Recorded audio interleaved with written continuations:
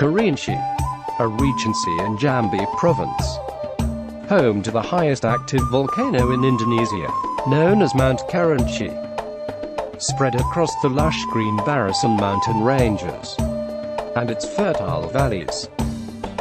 A favorable geographical location and climate for the cultivation of products like cinnamon tea and coffee has placed the region among the top exporters. Within the Kerinci Regency is the city of Kota Sungai Penuh, located at the eastern end of Jambi. The journey to the city from Padang takes almost 7 to 8 hours by road.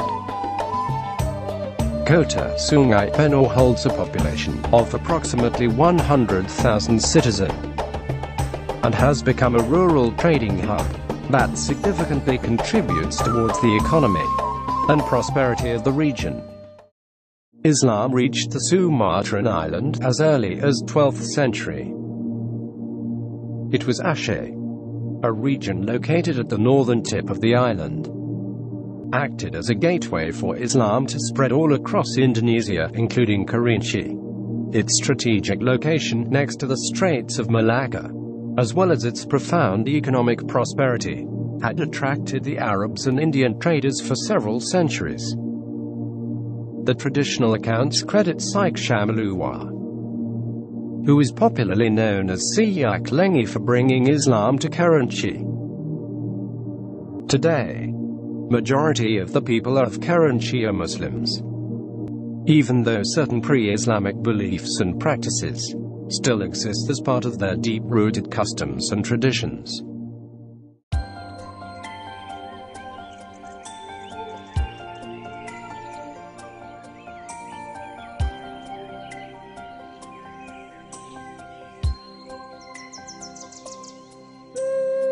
Sultan Khamid, a descendant of Syekh Lengi, established Desa Pondok Tinggi and became the pioneer of Rio Senggaro clan.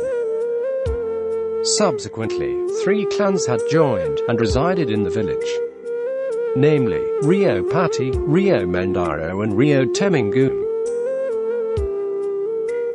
In Desa Pondok Tinggi, the 4 tribes built the houses aligned to 4 parallel lanes near to Sungai Journey. To fulfill the spiritual obligations of the community, Imam Muhammad of Rio Temenggung built Surau Temenggung by the end of 18th century. But, as the community grew, a bigger masjid became a necessity. After rigorous discussions, it was agreed to conduct a competition among the 4 tribes to choose the design for the masjid.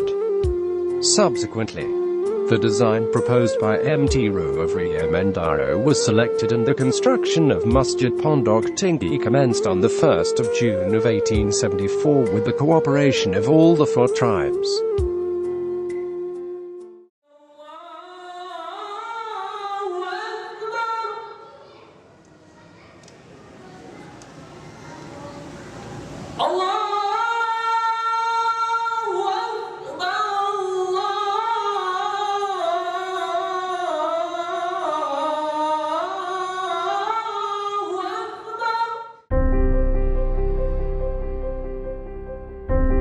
After a century, Masjid Pondok Tinggi is a significant social and communal center for the residents of the city of Kota Sungai Penuh.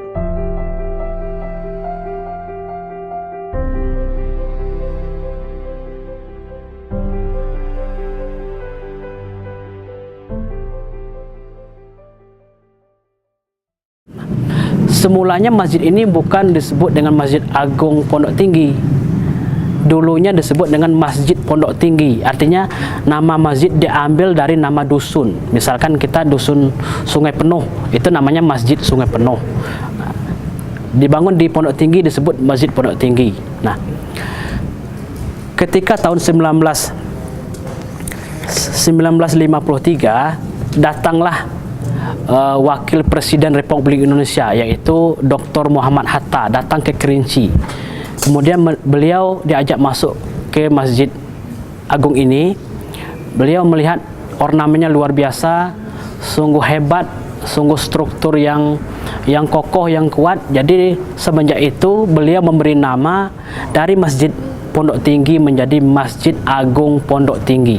Jadi tahun 1953. Masjid Pondok Tinggi interior layout have a simple and direct division of spaces.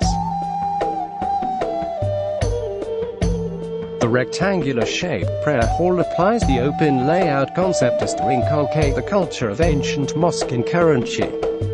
The female saf has brought closer to the imam by using movable partitions that separates between genders. The Friday prayer were attended by male, therefore the partition were moved to provide larger floor area in the prayer hall for the male to perform the salat. The construction of the masjid reflects the ingenious architecture of the local builders and skilled artisans, adapting the systems to its climate and conditions which are exposed to seismic instability. They use pad footings by placing batu sandi directly under the main columns without concealing it in the ground. Erecting the main columns started by assembling them with beams on ground before setting it up. A pair of columns were first set up on the west side, followed by another pair on the east and finally installing a connecting beams between it. The main columns, also known as Jian Panjan Sambili, or Soko Guru, consist of 4 octagonal columns, standing at almost 15 meters high, were made and represents each of the 4 clans. Surrounding the Soko Guru are the H columns, also known as Jian Panjan Limo, standing at approximately 8 meters tall. Besides being a structural member of the system, they represents the 8 customary laws called as 8 Forbidden Act. A total of 24 columns stands on the outermost part of the masjid, known as Jian Panjan Dua.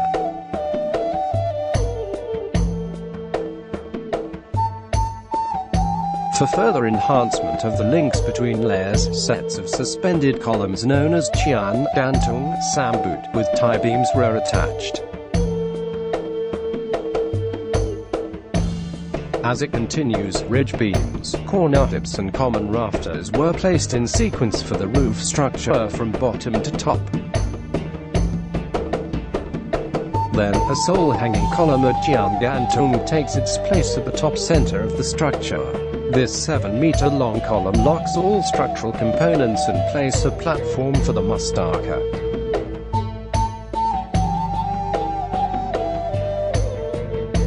Roof battens were then attached on the rafters to hold Borneo shingles, which were used as the roofing material. The 3-tiered roof were finally topped by a mustaka that symbolized the oneness of God.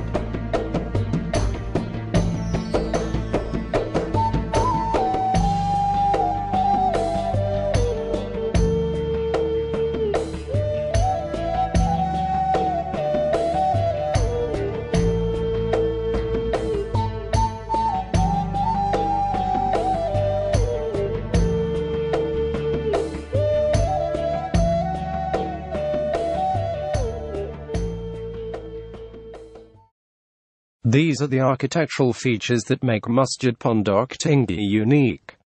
The features are roof tiers, alang, tiang gantung, ball join, muezzin platform and bracket support. Masjid Pondok Tinggi was designed with 3-tiered pitch roof, locally called the Atap Tumpang. According to the local, Atap Tumpang consist of Berpucuk Satu, Barampaju Rai, and Bertingkat Tiga. Berpucuk Satu explaining the mustaka that represent oneness of Allah. Barampaju Rai means 4 side of roof. It represent 4 clan that reside in Desa Pondok Tinggi. Bertingkat Tiga is local name for 3-tiered roof, symbolizes the social structure of Desa Pondok Tinggi.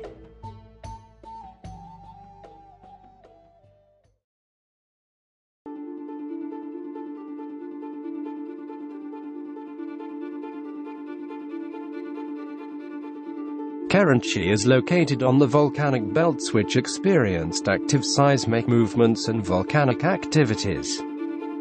Since the construction of Masjid Pondok Tinggi, it had survived several major earthquakes, and notably in 1995, where the earthquake affects the structure of the masjid. Being able to withstand series of earthquakes, Masjid Pondok Tinggi's persistence echoes the brilliance of the previous century's architecture. Ini batu sendi, pakai sendi. Di Masjid Agung ini juga pakai sendi dulu. Semuanya batu di bawah ini. Batu Tonggak ini. belum Besar. semen ini. Ya, jadi tonggak di atas batu. Andai kata gempa, dia gini aja, nggak jatuh. Kalau sekarang, Batu besar. The secret of its resistance lies on its special construction elements. It accounts for three vital components: suspended columns, ball joints, and the pad foundation.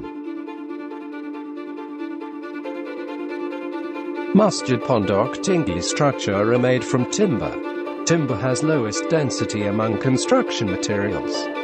This property made timber suitable for earthquake-prone areas, since it can tolerate the seismic force imposed on it.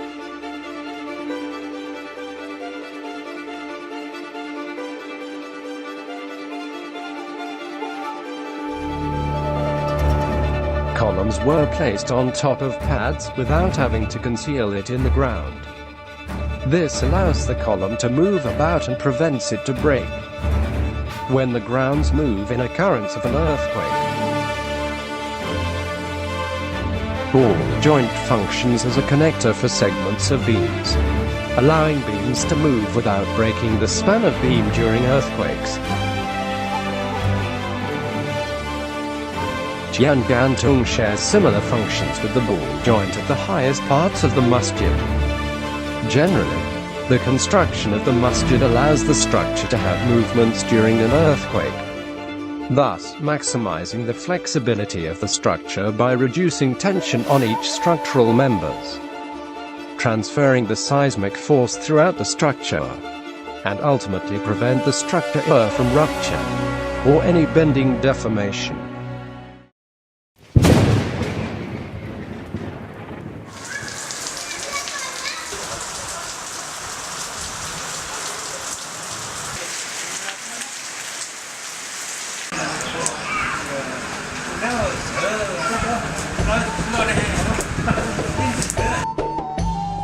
Interestingly, there is no minaret in Masjid Pondok Tinggi, but instead it uses an indoor platform for azan, the daily call for prayer.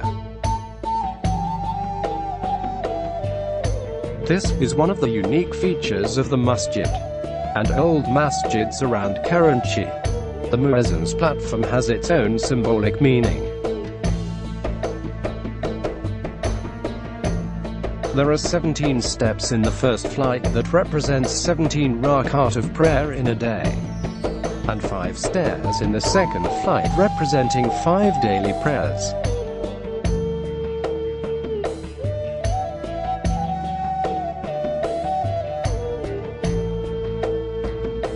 On the platform, there is a pole called Tiang Farsi which represents the oneness of Allah. The whole structure of the muezzin's platform represents the journey of a daily prayer.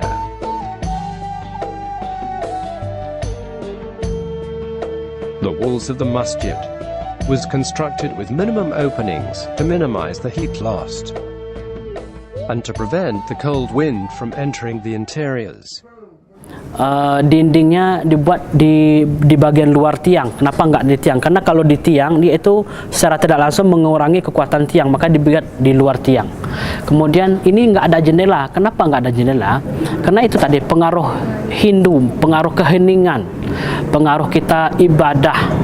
Seperti orang dulu tinggal adalah di gua, dia tuh perlu ada sebuah pernaungan, tempat tinggal, tempat huni, biar ibadah tuh biar kusuk gitu kan, langsung ke pencipta. Makanya ini nggak ada, tidak menggunakan jendela, jadi biar gelap ini di sini ruangan, biar kusuk.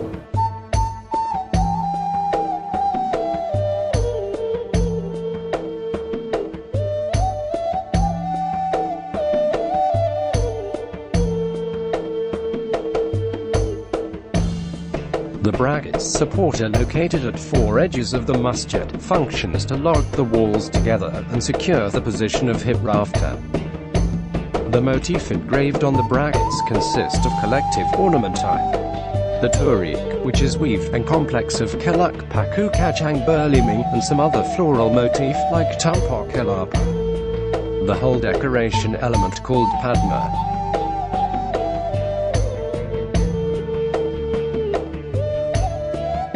Minbar was installed around the 1930s.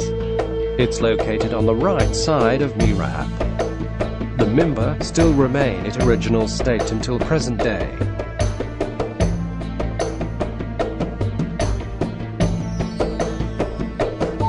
The mihrab of Masjid Pondok Tinggi was part of Masjid Extension. It was built in 1925. The mihrab covered with ceramic tiles embellishments, with floral motif, introduced by the Dutch.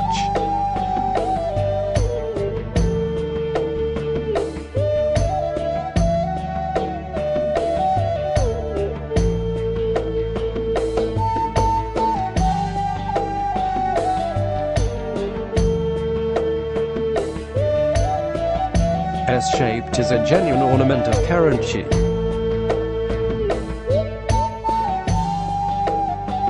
The ornament can be seen on the door and ventilation panel. The essence actually came from the shape of Kelak Paku Kacang Beliming, which become the main and dominant ornament on the masjid. Kelak Paku derived from fern leaf, while Kacang Beliming from winged bean.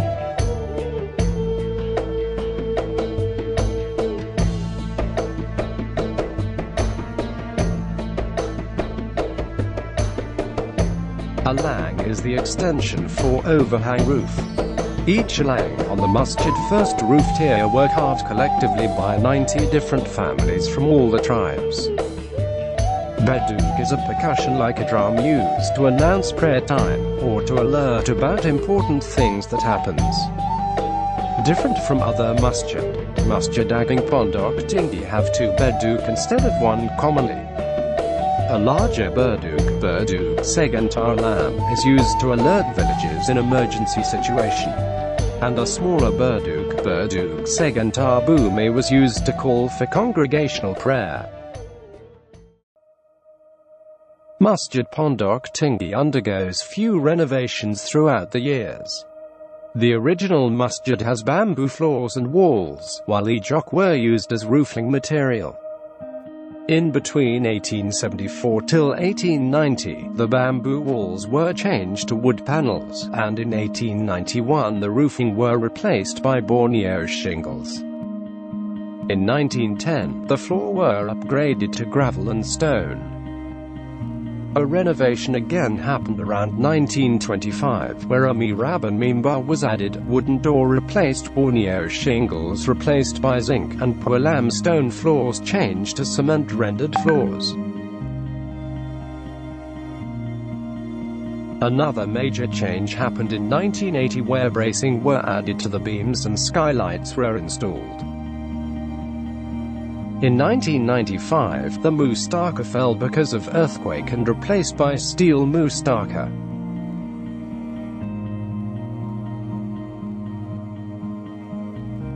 Lastly, in 2015, another major renovation were made. Painting works were done.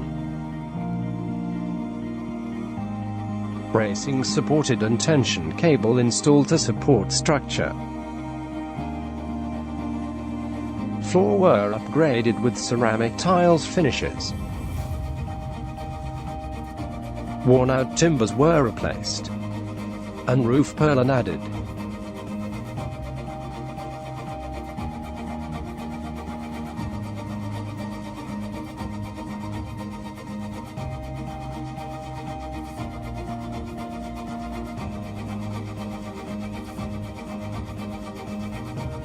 See Yak House, Berduk Shed. Gate and roofed motorcycle parking were built.